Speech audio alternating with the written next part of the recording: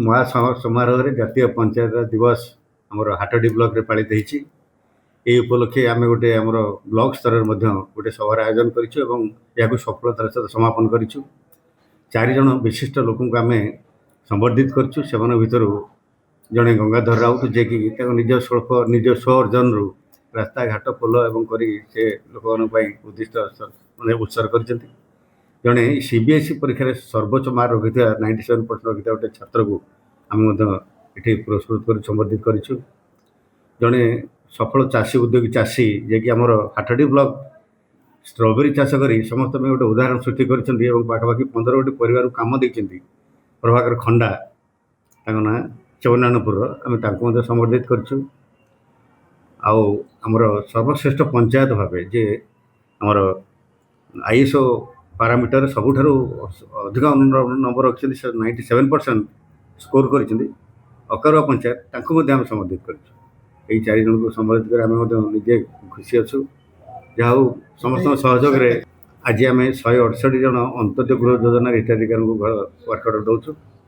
सारा राज्य तो 51,174 जन पाँच कि आम ब्लॉक रे 168 जन देव। श्रीमती सावित्री सेठी हाटडी ब्लॉक चेयरमैन।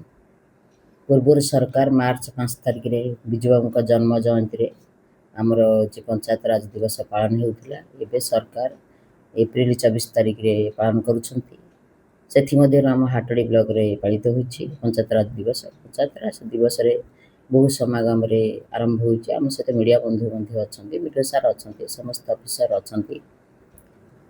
मूल लक्ष्य है लोक ग्रामांचल लोक समस्यार समाधान। पंचायत स्तर रे जो समस्या गुड़िक अच्छी लोक मैंने भाव में भागीदारी हो पारे, सब प्रकार समस्यार समाधान हो पार, लोक मैंने ठीक सेवा पाइपर, से उद्देश्य नहीं कि पंचायत राज व्यवस्था प्रचलन होता। धन्यवाद देवी। आम सहित मीडिया बंधु सब सहयोग कर सब साथी अच्छा, ब्लॉग को आगू को नेबाई चेष्टा जारी रखी। भारत वर्ष रे आज जातीय पंचायत राज दिवस पालन होची। आमर जे कि ग्राम स्वराज रु आरंभ होई ग्रामर विकास पथरे भारत वर्ष केमिति आगेब जो महात्मा गांधी स्वप्न थिला। ये भारतर आत्मा होची ग्राम। से ग्रामर विकास नहेले भारत वर्षर विकास असंभव। तेणु यही परिप्रेक्षी 1993 मसीह ये जो जातीय दिवस पालन होची ताहा आज जाए चली आसी एवं जहाँ को त्रिस्तरीय पंचायत निर्वाचन रे आम दौचु पंचायत गोटे, जिला परिषद गोटे एवं ब्लॉक गोटे। केमिति लोक मानक पाखरे ये लोक मानक द्वारा जो आईन प्रणयन होची जो कार्यक्रम चली सुचारू रूपे लोक मानक पाखरे पहुँची पारिबो यार मुख्य जिनिस एथिरे अंतर्भुक्त करा जायछि। ये जिनिस को वर्तमान सरकार माननीय मोहन चरण माझी सरकार उड़ीसा रे केमिति पूरा डायरेक्टली लोक मानक पाखरे पहुँची पारिबा एवं 1 टंका दौथुवा सरकार 1 टंका रे लोक पाखरे पहुँची पारिबो से कथाटा को गुरुत्व आरोप करा जायछि।